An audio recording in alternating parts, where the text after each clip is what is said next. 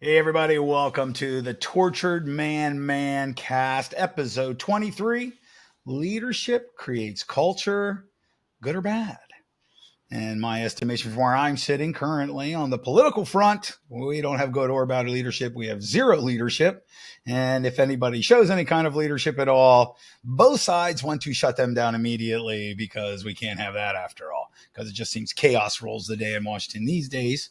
But outside of that, I think there is something to be said about leadership. And whether it is good or bad, oftentimes, if you can, particularly on the political front, if you can get a lot of people moving in the same direction and they're looking towards the same goals, often for us, our society seems to work better, even if you don't agree with what those goals may be. And I think right now we just have a lack of any kind of leadership at all. And the only guy that I can remember at any time recently offering any kind of leadership, for good or bad, was Trump. And of course, that started Trump derangement syndrome and just a whole. I've watched our politics go into a whole weird, just really crazy, chaotic, even pushing the establishment politics into even a more hyperdrive with less leadership than ever before. What say you, Chad? Well, I beg to differ. I think there is leadership, and it's piss poor, corrupt, dismal, evil, horrible leadership. And the reason why I say this is because there are plenty of people who are led by the individuals leading things and quote unquote leading our country. And just because you or I may not be led by this individual does not mean that they aren't engaging in leadership, even though it's corrupt and awful I agree leadership, with that. misleading leadership, leading the lemmings off the cliff type of leadership. Uh, so my feeling is that we are at an all time low in leadership as far as the negativity of the leadership, as far as where the leadership is taking us as a nation, as a world, and it isn't even just the corruption, and we'll get there. Let's just start with the fact that our nation's leadership are they should they're a study for gerontologists. They're very elderly, and that's no offense to anybody who is elderly. It's just that the reason why Fortune 500 companies ask their CEOs to step down after 65 is because you're just not quite as sharp after that. You know, you start to just get, and some people can hold on, and it's arbitrary. Those numbers are arbitrary. But by the time you start to get in your 80s, you have to admit that you're not as sharp. You have to admit that you can't do things the way you used to be able to do them. And that's okay. So that's when it's time to downshift and to take a life that's a little bit slower, to take a pace that's a little bit slower, put less on your plate and certainly less obligations.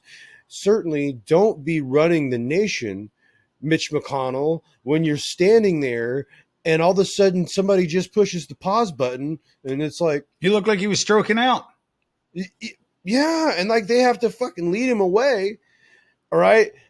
In the same several days where they have to tell Dianne Feinstein, just say I, just say I, because she's like, I don't know what I'm doing. Let me give you another speech. And it's like, that's not what we're We have doing. our We're president. voting. We have the president of the United States being led off stage by other leaders of other countries because he can't find his way off a stage when there's only two ways to go.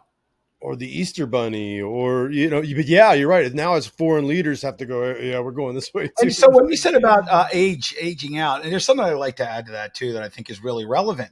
Nobody is suggesting that someone who is going to be up in their upper 70s and into their 80s isn't capable of still having a fulfilling life and even still filling their day with tasks and, that they find enjoyable. The difference here is no one has a more packed schedule on earth than the president of the United States and some of the people that are around him, particularly in his cabinet, and particularly people that are running out both houses of our Congress, right? Like, this isn't like Mitch McConnell's almost 80 years old himself. Nancy Pelosi's He in is her 80. 80s. Dianne Feinstein is in her 80s and hasn't even shown up to the Senate one day this year because she's been sick the whole goddamn time. Look, these people could go and have a fulfilling, fun life of retirement doing really cool stuff. And when they get tired, they can take a nap or whatever the case is. We're talking about being the House of Representatives leader in Nancy Pelosi's case or president of the United States. These aren't normal things for a man who's 45 years old, let alone damn near 85 years old. Right. So not even that it's not even just like that. Your point is absolutely well made that it's too much. And when you get to a certain level, you don't have the energy, you don't have the ability to keep up with all that. So if you were tasked with something much less, you could do it, sure. But being the president, being the leader, one of the leaders of the Senate, that's probably a little bit too much to ask of you, don't you think? But here's the thing: we all know why they're still there. They're dug in because the people who pull the strings want them to be there. Well, And because that's where they're the just money has puppets to them, so it doesn't really matter. 100%. They're just marionettes. The guy holding on to the marionette puppet is the guy we should really be concerned about. Joe Biden in no way, shape, or form is fit to be president of the United States or anything else for that matter, and that's pretty clear. I don't even care if you're a Biden fan. And no rational person can take a look at the way things have gone for him since he has taken office. He is deteriorating and fast, and it's only going to get worse. I don't even think at the rate that he's going right now, pull politics out of it. If you're going to tell me that in a year and a half, when we're in, or a year and 14 months, and we're in the one or two debates that they may actually have and those sorts of things, that Joe Biden's going to be able to function in any capacity that would look normal?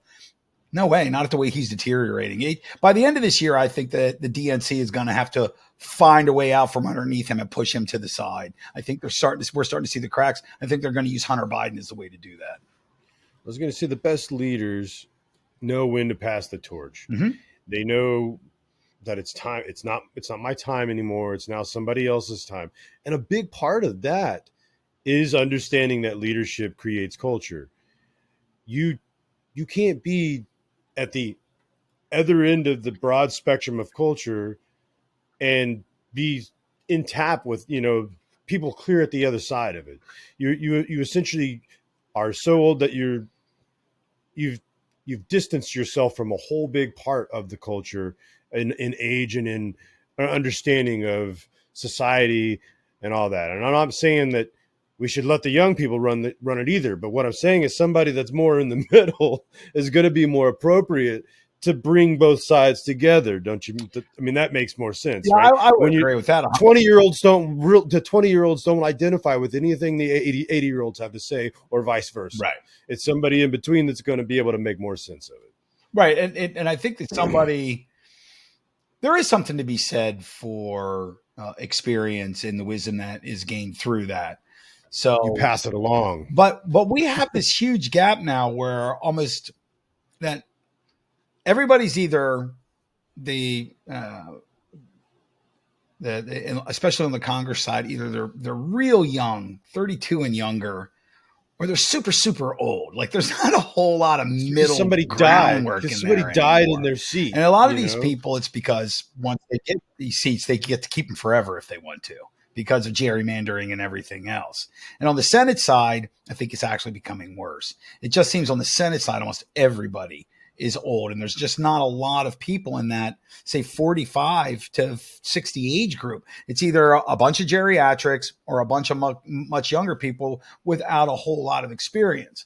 But I'll tell you what, I'd rather err on the side of some of the younger people and less experience, because the older people are so ingrained and have become so corrupted at this point that they're just a total waste of space at this particular time. But yeah, the turnover in Congress is so much faster and so much higher, 2 years at a clip. And then, there's so many more seats and everything else. So you definitely have a much higher probability of having younger people in there and people not holding on to it forever. But it is so absolutely clear that it is fundamentally, maybe the number one thing we need as a nation is term limits for the legislature. In my opinion, it should be you can get 2 terms in the Senate, or you can get 5 terms in the Congress. So that's 10 years or 12 years tops. It's a max time you can spend in Washington.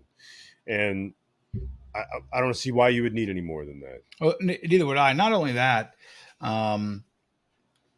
because of the way they've changed the rules of engagement in Washington over the decades, it used to be that going into being a congressman or a senator, um, it was a hardship for you and your family. You were doing it out of loyalty and patriotism towards your country and trying to do the right thing to build a country and to become something bigger and better of an ideal than anybody had ever imagined before. But that's not the way it works anymore. Now it is not a hardship any longer. By even being in Congress and just even doing a few terms, you just become a lobbyist after that, getting paid millions and millions of dollars. You get to keep your security clearance so you can sell it out to the highest bidder. It just becomes absurd. And so I used to be against term limits to the extent that, the voters, they're the term limits and you can vote people out.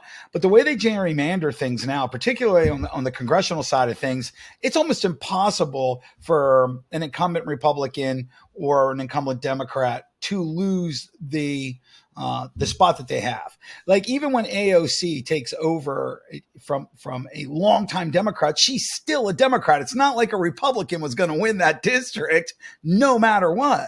She didn't beat a Republican. She beat out a long-term, lifelong Democrat appointee to run for Congress in that position, had been there for 20 something years and was considered the heir apparent to Nancy Pelosi. And the reason that she won is because she convinced a bunch of idiot liberals, super progressive liberals, that she was even more of a socialist douchebag than the guy that she was running against. The Republican, he probably got about 10% of the vote, no matter who he was running against, because it's 90% registered Democrat in that district because they made it that way. So it is stacked against us, and we don't get to get parties out. We might be able to change the person in the party, but you cannot change the party itself 90% of the time. Absolutely. I wish these young, there's just so many battles to be had right now, and so nobody's really thinking about term limits the way they're looking at so many other things. But that would be nice. Citizens United, they have to pass some sort of legislation that will stop all this money, the big super PACs. We've got to stop it. I was wrong on this. I went like the Rush Limbaugh, I bought into the idea that, well, why can't people pool their resources together and run free speech ads on behalf of whoever they want? But I've seen the repercussions, and it's terrible. It's really ruined things. It's as if Well, it it weren't is. bad already. As if it weren't bad already. But Well, and go then of ahead. course you always get these little outliers. Most of the states have laws inside of their own state legislatures that, if the state legislature changes the balance of power over from one party to another, it doesn't even matter which direction it goes, that now they get to do redistricting. What the hell are you talking about? Making it even harder for the other side to ever be able to make that back up. So the whole game is rigged, is really probably the easiest way to put everything. That when you're out there and you're voting and you think you're in some kind of democracy that you got yourself convinced of that you're in, you're not. It's a rigged game from the word go, period. And there's no getting Right. around that. And when that's the case, then you have to understand who your leadership, by and large, mainly are. So here's a great quote from General Schwarzkopf of all people. But leadership is a combination of strategy and character. If you must be without one, be without strategy. And that's a very great point, because character is the fundamental building block of leadership. You have to demonstrate character so that you build that culture of character within your organization. They, what I completely, I think, is lost on the world today, especially in the U.S. and in our modern culture, is that character is fundamental. We don't we don't talk about that as if it's important anymore. We don't drill that into kids as if it's important anymore. It's always about winning, getting as much money or whatever. Kids are all about getting famous for whatever reason, even if it's being a total shithead. It doesn't matter what my character looks like. So when we have a bunch of leaders who have no character because they've only got there because you can't be a person of character to get there, then we've created a culture of people who have no character, and we see what we see today. We see crime Yeah, rates we've done a very fine job skyrocketing. of that, actually. Yeah. We see just immorality out the waz, and we're a dying culture. We're unfortunately we're circling the drain because we're being led by a bunch of corrupt, fucking heathens. Well, we were having this conversation earlier today, um, and you had brought up organizational teams, particularly NFL. Your beloved Chiefs is one of them. There's many others. And it goes back generations to the Vince Lombardi and the Packers and Talk Joe about Gibbs it. and the Washington Redskins, Bill Cowher, the Pittsburgh Steelers, to more modern coaches like Andy Reid and Bill Belichick. And when the organization is uncorrupted at the very top, and then that goes and bleeds into your head coaching staff, and then the players that they acquire. When everybody's on the same page and everybody's going in the same direction, even some that may not agree with the direction all the time, but you're all working together. And that's how leadership is supposed to work. You were a Marine, you don't have to agree with everything that your commanding officer is telling you, but you still go into the fight, right? You still do what the game plan is because that's the game plan. You don't have to agree with it 100%, but you have to, at the very least, trust your leadership, trust they're making the right decision, trust and love the men around you that they have your six, right? And go into battle anyway.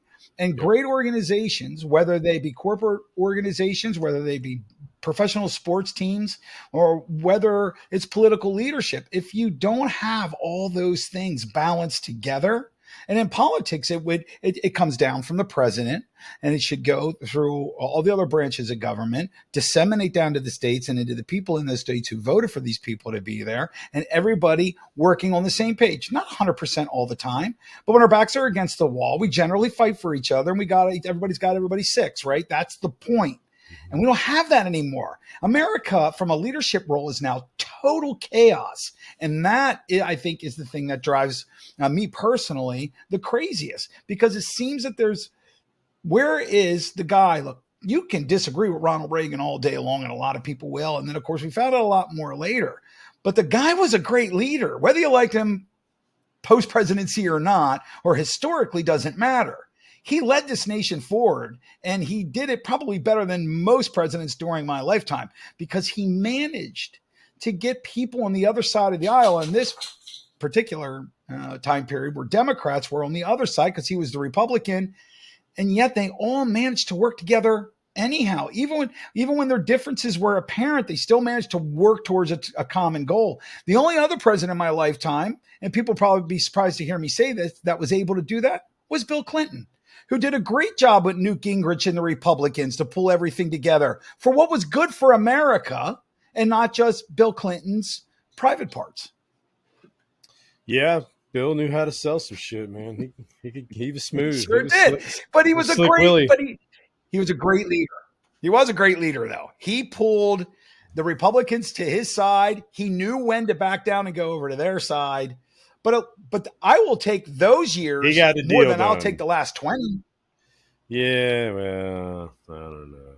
He got a good deal. Look, it's done, politics, so it's never going to be pretty or nice. Nobody's ever going to be great. But the name of the episode is "Leadership Creates Culture," and by golly, I don't think Bill Clinton's leadership created good culture. Just going to say that storming Waco, getting your dick sucked in the White House, Somalia, all the drugs, all the dead people in his way. I'm sorry. Epstein, nah, man, not a good leader, not good culture.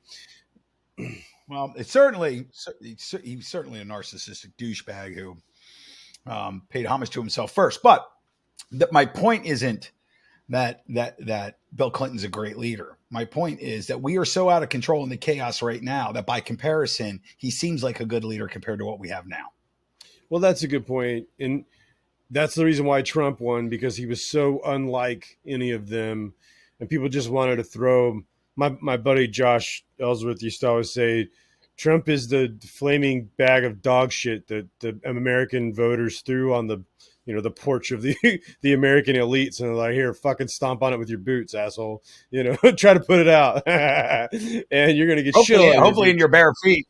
Yeah, yeah, yeah. So that I think that's an hilarious analogy because it's so true. Like that's exactly what it was. It was like the people going, you know what, we're fucking tired of this, dude. Here, have fun with that. And then the way they treated him, people were like, well, fuck it, I'm gonna double down. Like even more people like were like, well, I guess if the system is so against this guy, he must be on to something. But he's not even a good leader. We've always agreed that he's a bully, and we've never appreciated the man or anything like that. I will say that, yeah, he's been persecuted. He's been wrongfully, prosecuted 10 ways for Sunday. I know he's not nearly as corrupt as the guy who preceded him or the guy who succeeded him. Uh, and that's not to say he's without corruption, but the unfortunate thing that Trump created was a culture that wasn't much better. I mean, that everybody just it's like it's better to talk shit and own the libs than it is to try to figure out a way forward. You know what I mean? It's not like he's creating any sort of leadership where we're trying to come together. It's more divisive than ever. And I'm not blaming that on Trump. I'm just saying a good leader, like I'll give you an example from the right of Vivek Ramaswamy, would actually find a way to move forward instead of looking back and just looking for personal jabs and to call names and to do all that and to bring up old shit. Like he's even said he would pardon Trump. So this is the guy that's beating him by 2 or 3 times in the polls. And he has said, if I'm elected, in order to move us forward, I will pardon him because that's going to move all this forward. Because it's obvious that these prosecutions are political in nature. And in order to heal the wounds and to move us forward and to bring us together, I would absolutely do that. And that's amazing. Honestly, the more I hear that guy, and the best part about it is when Vivek goes on shows like he did recently in Breaking Points, where Crystal Ball like grilled him when she was shitty to him like she was RFK, and he just mopped the floor right up with her, dude. Just made her look silly. He was like, you know what? I'm going to stick with facts. So here's a bunch of facts. And she's like, but that does not comport. And he's like, okay, well, here's 3 more facts. But that also does not comport. Yeah, that's what that's what I'm trying to tell you, Crystal. You're wrong. And she was, well, we're just going to have to agree to disagree. She just move on, and I love it, dude. Well, This guy crushes, man. Between him and RFK, well, I'll take either one. And all that's right. one on either side. I'm not sold on. I'm not sold on RFKJ because if some of his positions on the green movement and it's just a little too far afoot for me. It's a little crazy. He gets way Al Gore out there with some of that stuff, which He is a has in the huge past. concern.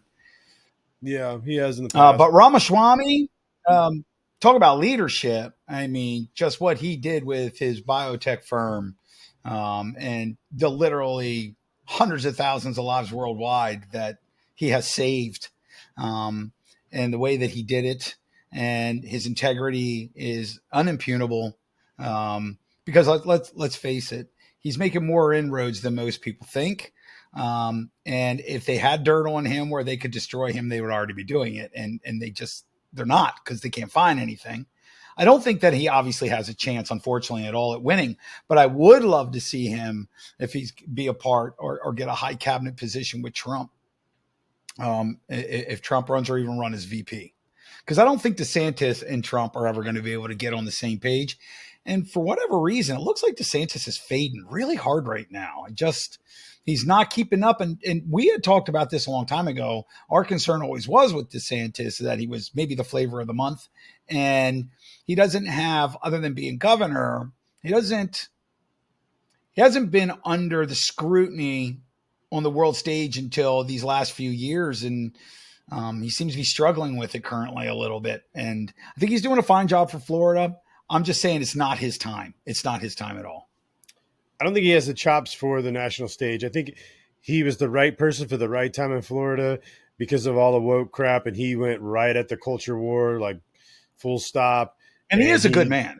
passed a lot of laws, and maybe I don't know, some of the shit that happened in Gitmo under his watch is a little disgusting. Um, I'm starting to learn. I'm starting to learn a little more about him. I think he's a little more cringy. He's very much like a politician. Let me just put it that way. And I think the persona he's putting forth isn't quite what it seems. But if you go Well, no, back into I mean what he he did at is Guantanamo, obviously. all the shit that went down at Guantanamo Bay there was some pretty heinous stuff for a guy who tries to pretend like he's Mr. Constitutionality. But nonetheless, I will say the jury's still out. But you're absolutely right. He's on the decline big time, and I think that the Oh rise yeah. of Vivek has caused that for starters.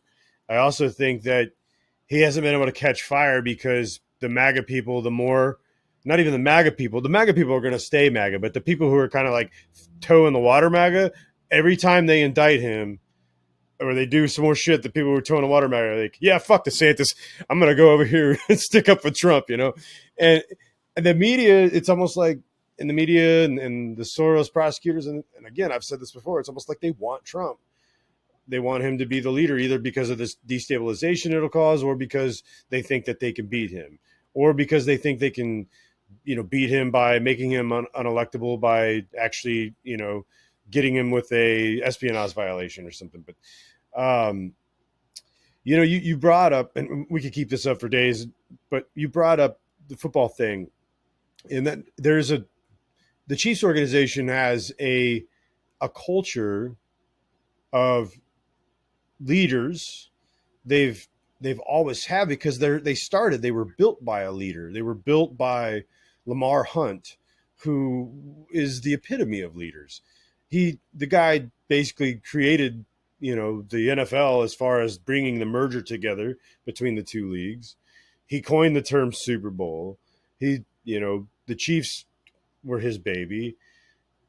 I mean, he was, and by all accounts, he was this very wonderful, generous man who very much helped the community in every way he could.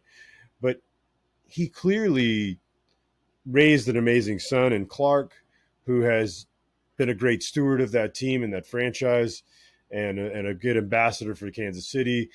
But then that has flowed all the way down into now Andy Reid, who is a fundamental, just wonderful leader. Everybody who's ever worked underneath him has said so. Even people who it hasn't ended well for them, they still come back and go, Big Red it's still my guy. People who left the team on bad terms, like Marcus Peters, people like that. You would have figured he would bash, and he might bash everybody else, but it's like, nah, Big Red, we're good. Because Andy Reid is a real leader. He holds guys to the highest of standards. He's the one that will demonstrate those standards first. And nobody cares more about it than him. Nobody. And he demonstrates that. And what that does then is Yeah, that flows down now but to guys like the- Pat Mahomes and everybody else. yeah, But go ahead. but the Rooney family in Pittsburgh and Mm-hmm. the Cook family with the Redskins until they were forced at gunpoint to sell the team and before Dan Snyder bought it, and now Robert Kraft with the New England Patriots as well.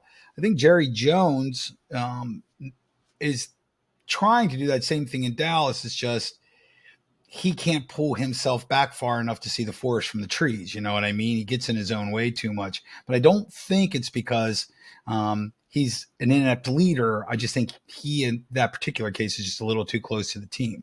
But I think he has leadership, and for sure, the organization, the people who have worked for him, and the players especially, love the hell out of that man. And I'd rather get behind him than any goddamn politician we have right now. And I hate the freaking Cowboys. But there are certainly a lot of those right now. Andy Reid is the du jour guy right now because of their just wild success and his track record being so long and successful, regardless of where he's been. Bill Belichick would be the other guy that I would think. The personalities are entirely different, obviously, but their success is very kind of equal in terms of um, leading winning organizations and going to multiple Super Bowls. I mean, those two guys together, I think Andy Reid's been to 4 or 5 total Super Bowls, and Belichick's been to 10. I mean, well, that's with the Chiefs. But what about the Eagles too? So well, no, he went to 1 with the Eagles and 3 with the Chiefs.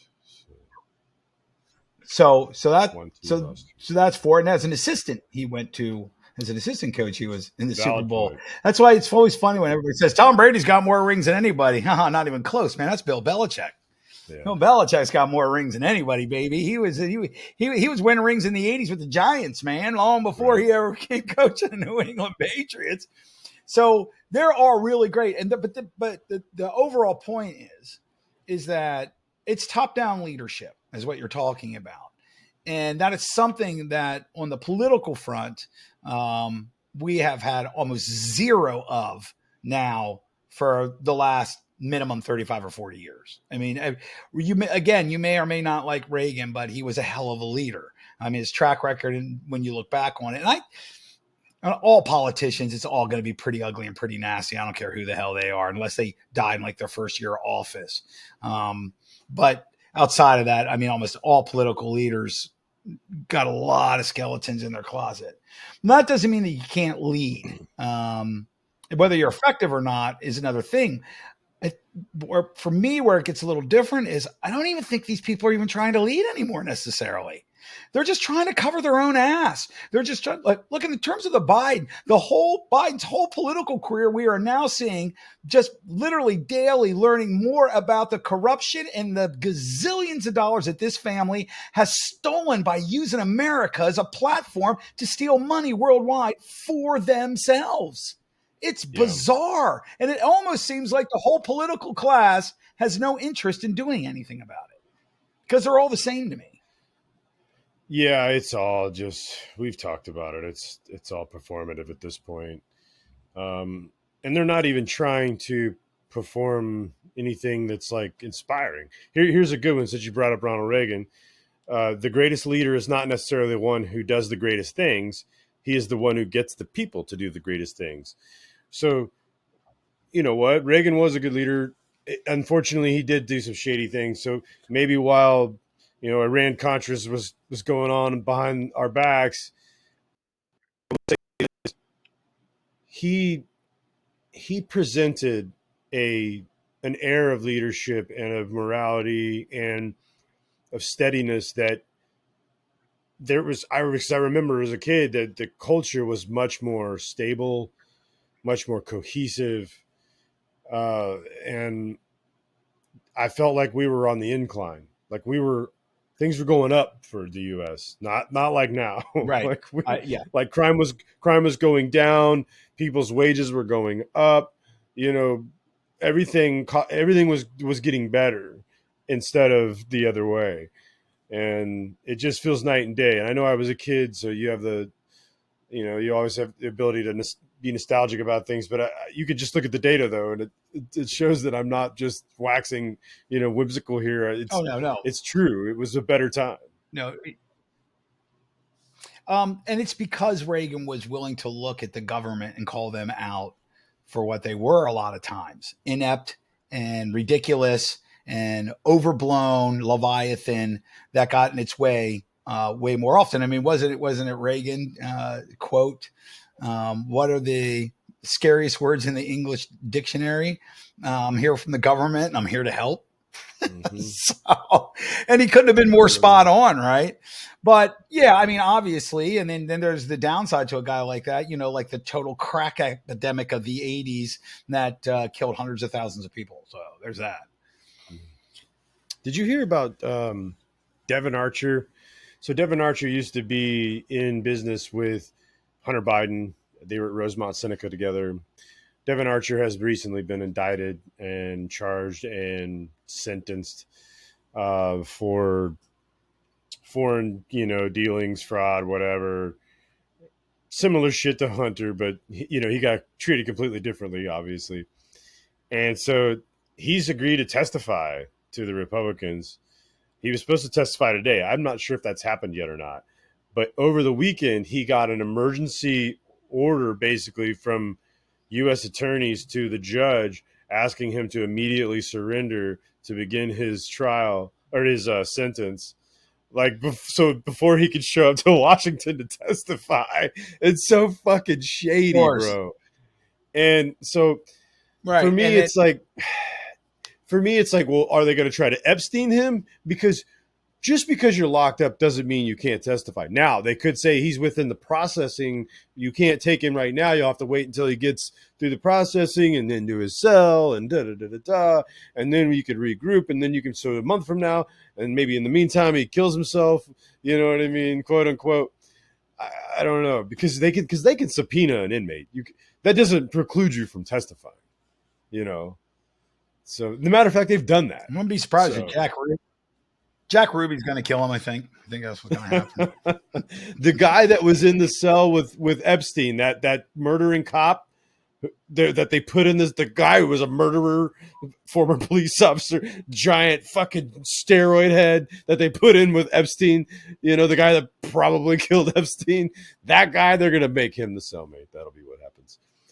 You mean the guy that looked like Stone Cold Steve Austin in a roid rage? You know, that's a guy that no, you're not a government assassin, are you? Jesus. Oh, my God. And he was wearing it. I work for the government and I assassinate people t-shirt. It's like a CIA they put the Undertaker from the WWE in the cell with him.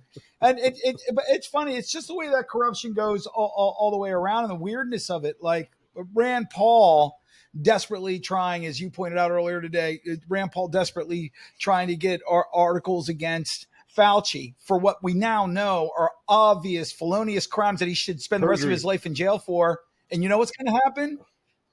Nothing. He should at least get charged for perjury and get the penalty. He clearly perjured himself. That's right. Right. And he obviously has the fountain of youth somewhere near him, because when we were saying that older people now, I got to give Fauci one thing. For a dude who's 82 or whatever the hell he is, he looks great, man. Holy crap.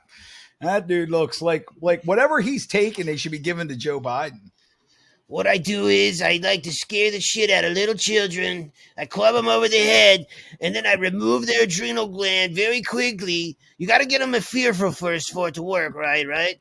And then I take the adrenal gland, and I stuff it right up my ass. That's right. I boof the adrenochrome, and that's what really gets you the best solutions from it. You got to boof it, man. And wear 3 masks.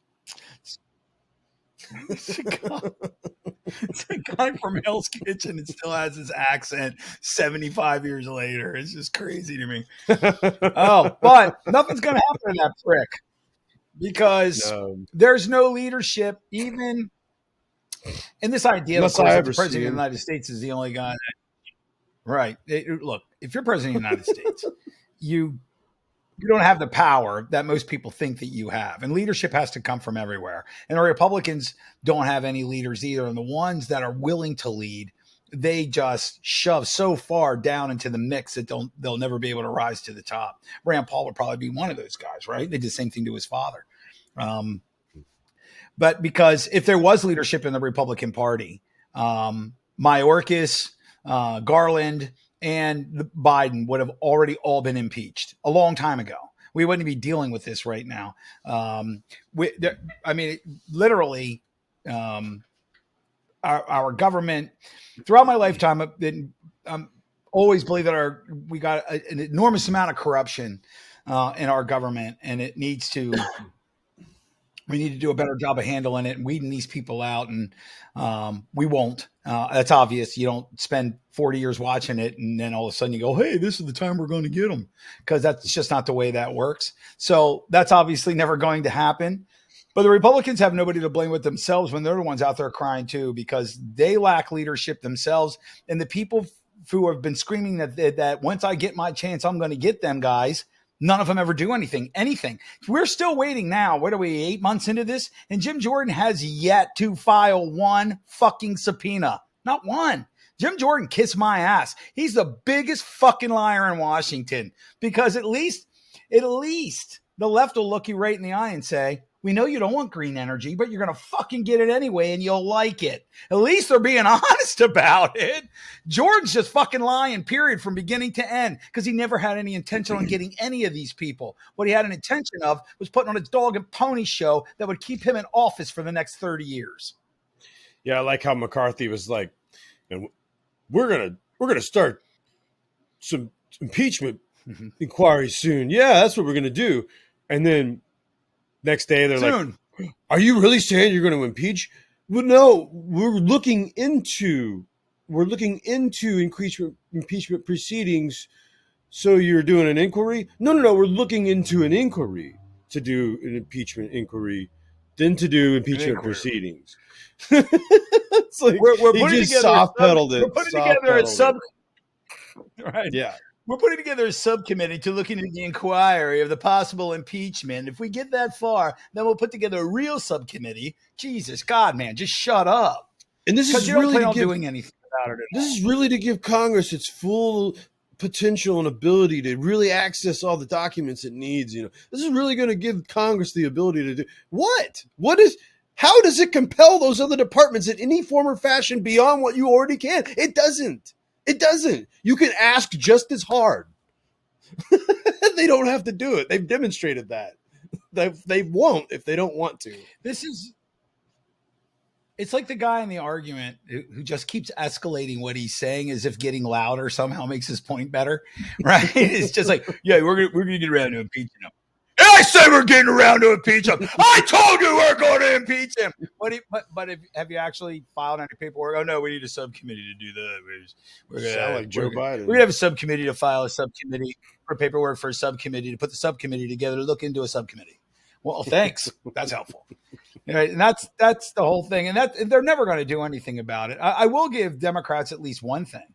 When they tell Donald Trump that they're going to ruin his life and keep him in court until he dies, at least they're telling the truth, because that's exactly what they're doing. You might not agree with it, and I might not agree with it, but it doesn't matter. At least when they go out there and they say, we're going to do this, at least they fucking do it.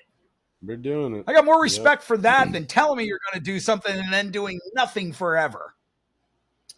Yeah, I mean, the Republicans could certainly bog Joe Biden down in impeachment proceedings, and then he wouldn't be able to go after anybody either, do anything. I don't know why they won't fight fire with fire, but they just won't. I guess they're on that side. So I did a little research earlier on this subject. It turns out that if you had $1 for every time Sean Hannity said this was the time the Republicans were going to get the Democrats for doing all this malfeasance, that we could pull the whole of Africa out of poverty and give them all $1 billion each, because that's how full of shit the right actually is. They're just full of shit. And Jim Jordan, like how many times have you heard me say when Jordan started talking this shit 2 years ago? This guy's the new Trey Gowdy. He's so full of shit. Just so full of shit. Yep. Just the dog and pony master. Right. He's just it's just Trey Gowdy in a Jim Jordan costume. That's all it is. It's the same damn thing all over again.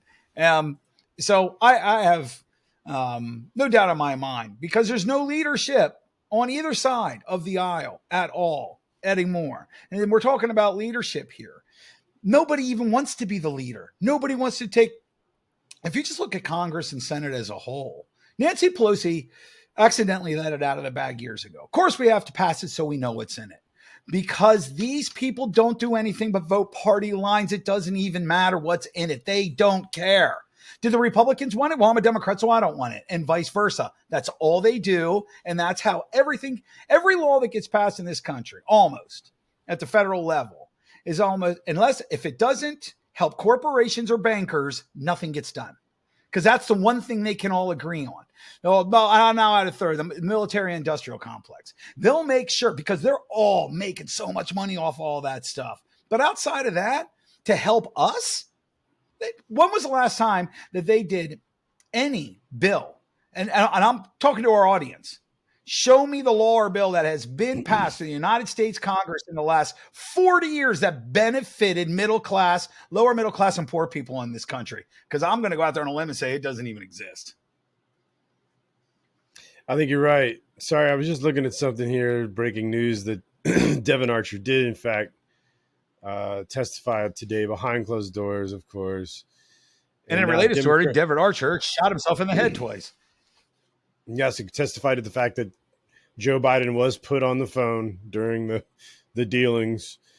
And Democrats are now claiming that Joe Biden's cognitive decline must have prevented him from understanding who Hunter was putting him on the phone with. Here we go. But that's good. Because now the old man can't handle the job no more. We got to go. That's right. Yep. And I just said that a little while ago, and that's the way they get him out. The DNC is going to say, because of Hunter, yep, see you later, buddy. Sorry, we can't protect you anymore. He was being taken advantage of in his old age by his shitty son, and we got to let him go. He's not dirty. He just was getting taken advantage of. Elder abuse. It's elder abuse. Oh, sure. That's exactly what it is. Well, you gotta no, it's not the fucking. It's not the apple under the fucking tree, is it? We got to get Joe over to the local elementary school so he can sniff some children. I mean, his son sniffs cocaine. Joe sniffs children. Right. They're all so gross. Oh my God. Yeah. I was just watching a compilation of Joe molesting children and women. You remember when just before they swore in that one guy, the way he was manhandling his wife, I thought that dude was going to punch him out. And then that guy immediately thought, hey, fuck my wife. I want my political job. So what if the president's fingering my wife on stage right now? What do I care? Yeah. They're all so gross. It's so incestuous in politics, man. Yes, indeed, sir. That it is. I mean, Nancy Pelosi, well, not Nancy Pelosi because I don't like her, but to be fair, she keeps herself in pretty good shape. But Dianne Feinstein and Mitch McConnell wear the same dress size, so. Yeah, you're not wrong. And I remember you knew it's just when the veil comes down accidentally, like, you see Oz. Don't look behind the curtain. He's not important. And you remember all those hearings and all the shit and all that stuff that was going on with Trump. And then that moment where they caught Lindsey Graham and Nancy Pelosi hugging each other. Yeah. It's like, what the fuck? Or like we always see Michelle. Because Lindsey Graham, to me, on the Republican side of things, is the biggest grifter of them all. Oh yeah. I mean, he's such a piece of shit, that guy. And he would see it. Oh, by the way, all of this is for entertainment value only. Of course, nothing we say is true or serious. Trump, like Lindsey Graham would cut Trump's throat if given the opportunity. Wouldn't even think about it. And he would say he did it for democracy or some shit. Yeah. And he would be hailed as a hero by the left, by the way. He'd probably be hailed by a hero, generally speaking. He would never even be, I had to kill Hitler, right? So, but that guy has been on record saying that he hates Trump, and literally a week later, supporting everything he's doing. It's the same thing as what's his nuts down in Texas. What's his nuts? The senator in Texas. Ted Cruz. Yes, Ted Cruz. Yeah, he was like so anti-Trump. And then all of a sudden Trump won the nomination. He's like, well, let's not be so fast here. He might have some redeeming qualities. He might have called my wife an ugly whore and my father a serial killer, but he is now the man in control. My father was a communist who was under the control of Castro, for God's sake. And he called me Lion Ted for 6 consecutive months. But now we're But he's all right. He's all right. He's the leader of the party, so he's all right. Yeah. Unbelievable, man. Donald Trump is just misunderstood, I think. Anyway, what the fuck? You know what I thought Cruz was hedging for? I think Cruz was hedging for that whole time. I think he wanted to be on the Supreme Court, and he was hoping that Trump was going to give him that nomination. I think he did, too. He was hoping he was going to get something big out of it. Trump was like, nah, fuck you. I hate you, Lion Ted. Yeah, you have no integrity, you little bitch. Trump's the only guy on the Republican side, whether you like him or not, that actually does what he says he's going to do. Sometimes. You might not like it, but at least he tries to do what he says he's going to do. So I got one for you. NPR, somebody put this together. This is really great. So NPR headlines from the past 15 years. Here's one from '08. Insects get a tasty makeover. Who gets a tasty 2013. makeover? Insects. Bugs. Insects. Yeah. Next one. These pictures might tempt you to eat bugs. Next one. 2013, I think. At bug eating festival, kids crunch down on the food of the future. Next one, I think is 14. Insects may be the taste of the next generation, reports say. Next one, bugs, not what's for dinner until they're tastier, maybe. Next one, maybe it's time to swap burgers for bugs, says you win. Here's it. Insects cuisine is all the buzz. Next one, the green argument for eating cicadas, plus a few recipes. Next one, we're at the 2018 now. Your ancestors probably ate insects, so what's bugging you? The joys and ethics of eating insects. Next one, even Neil deGrasse Tyson is now munching on bugs. Next one from just a year ago or so. Don't bug out. The Smithsonian Channel is going to show you how to cook insects. Now, let's wrap it up. Last one. This is from July 19th, 2023. So just a few days ago. The right-wing conspiracy theory about eating bugs is about as racist as you think. Oh, of course it is. I mean, nothing screams racism like them trying to push bugs on people. So the whole time you're giving me all these bug food hamburger talking points, all I can think of is Charlton Heston and Soylent Green. It's people, right? It's like, oh no bugs for me, thank you. I like my beef to be beefy. So yeah, here's a quote from a great man, Vince Lombardi. It's one of my favorites. If you aren't fired up with enthusiasm, you will surely be fired with enthusiasm. I love it. And that's why his name is on the championship trophy. That's right. That's how a leader speaks, right? Yep. Here, just little stuff, man. Once you learn to quit, well, that becomes a habit. So yeah, I love Vince Lombardi. What a great guy he was. Hell yeah. But I mean, it's ironic, but you can, as a microcosm, you look at the NFL in this particular case, and what you're looking at is that the teams with great leadership are always at the top. They just always are. Now, every team's going to hit years where they're going to be down. Like Robert Kraft and Bill Belichick with the Patriots, they were at the top for 20 years, and obviously they're sliding off a little bit now. That's to be expected at some point. But because of Robert Kraft and whoever of the successor is from Bill Belichick, they won't stay like that. I mean, just to me, the Pittsburgh Steelers are the easiest one to point out from clear leadership from the top down because of the stability of the Rooney family the entire time. Chuck Knox was hired in 1965. And they've had, since 1965, Chuck Knox, Bill Cowher, Mike Tomlin, 58 years, 3 head coaches. That's it. That's stability. It's amazing. And that's why Pittsburgh is considered one of the greatest sports franchises in all of sports and have been since the 1970s. They've been in Super Bowls in every decade, except for this one we're in right now. They have more Super Bowl rings than anybody, or at least tied at the top. I think they have 5. So, I mean, or I guess the Patriots first, then the Steelers. And it's just remarkable how long that they have been that successful. And then you look at teams that don't do as well, that are never good, that always have problems, no matter who the ownership is or the coaching is. Like, look at the New York Jets. I mean, it's funny. I was talking to a friend of mine, Adam, earlier today, and we were talking about the Jets because he's a Patriots fan, and they got the Bills and the Jets are both supposed to be really good this year. And then I made the quip, well, it is the Jets after all, so if anybody can fuck it up, It's the Jets, because since Joe Namath, that's all they've ever done.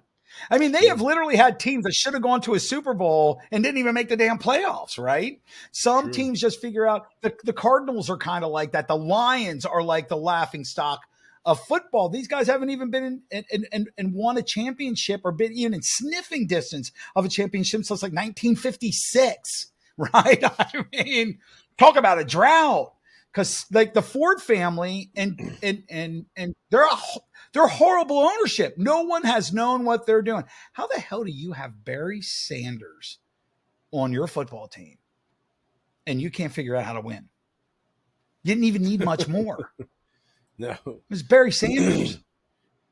He goes to the playoffs a couple of times in his 10-year career, and then Barry leaves, and you end up with arguably the greatest modern day wide receiver in Megatron, right, Calvin Johnson.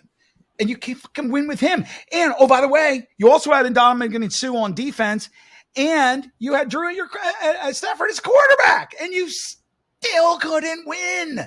What are you even saying, Matt Stafford? What did he even do when he left, after he left there? Did he even do anything? God. Right. Has he even done anything with himself since he left? The only thing I can think of off the top of my head, Chad, is he went to the Rams and won a Super Bowl in his very first year there. Whoops. That's all he did. That's all he did. That's and one MVP. So, I mean, other than that, he's done nothing. Whoops. So, I mean, what the hell, man? So, and that is what the Denver Broncos, that was the lightning they were expecting to get with Russell Wilson last year, and that shit just did not happen. But it's going to be interesting this year because Sean Payton is no joke as a head coach, bro. If Sean Payton can't get Russell Wilson back to being Russell Wilson, nobody can. Nobody can. Yeah, fair enough. I do have to shout out before we run up against the time here too quick that a chief, a man who there's been high hopes for this season has actually retired. And at the ripe young age of, I think, 25, John Ross retired. He was a wide receiver. Yeah, right. John Ross was drafted number 9th overall in 2017. Why at 25? What's his reasoning? Well, he was drafted number 9th overall to the Bengals in 2017, so he's drafted right before Pat Mahomes. He had some flashes. He didn't work. He was on the coach's shit list the first year. Second year, he popped off, but then got hurt. Third year was like battle with drops and injuries and so forth. He was a track guy. He broke the record. He still holds the record for fastest 40 at the combine. 4.22. That's that guy. He beat Chris Johnson. So he was light. He had lightning speed, but his routes weren't crisp. His hands weren't great, and it never panned out. So I think he retired because he got tired of doing Andy Reid's really, really, really difficult practices and OTAs. And he's just like, I'm not going to make the team because there's dogs in that wide receiver room in Kansas City, a bunch of young guys. They're all dogs. And we have another Ross. We got Justin Ross, who's actually even better. So, yeah. The Chiefs are going to be hot. Soon maybe next week we could jump into some football a little more extensively. Yes, and I would like to do that, and we maybe get some get into the preseason and maybe get into some projections of what we think are going to happen. And I'll wrap up. I'm halfway through the series quarterback, and I'll wrap that up, and we'll talk about that series too. We'll recap that a little bit. Oh, yeah. And anybody who's not watching that quarterback series on Netflix, you need to watch because it's absolutely fantastic. Fire. So we need to wrap this up. I do want to say real quickly that I also ran a 4.22 at the combine. Mine was 42.2. And that's why I didn't make the NFL, because guys were actually running 10 times faster than I was. So I'd like everybody coming in, joining, listening. Please comment, get involved, do whatever you need to do. Like, subscribe, do whatever you need to do. We thank you all from the bottom of our heart. We always appreciate you who are listening. And whether you agree or you don't agree, at least maybe we can all agree that nobody's voice should be quelled simply because you disagree with what they're saying. We don't disagree with ourselves because we know we're right. And leadership is key at your workplace, in the community, but most of all in your home. Make it happen. All right, with that, folks. That's right. Peace. We are out.